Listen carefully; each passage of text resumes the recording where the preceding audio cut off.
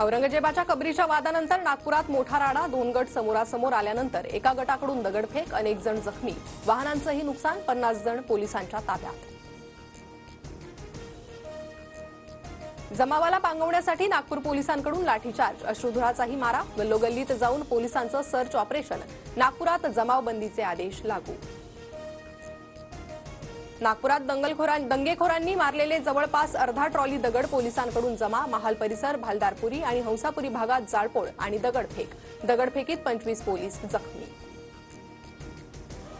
अफवांवर विश्वास ठेवू नका, सर्वांनी कायदा आणि सुव्यवस्थेचं पालन करा, मुख्यमंत्री फडणवीसांसह गडकरींचं नागपूरकरांना शांततेचं आवाहन, दंगेखोरांवर कडक कारवाई करण्याचे आदेश. सत्ताधारी मंत्र्यांकडूनच शांत महाराष्ट्र पेटवण्याचं काम, 400 वर्षांपासून औरंगजेबाची कबर, मात्र आता राजकारण सुरू. नागपुरातील राड्यानंतर विजय वडेट्टीवारांचा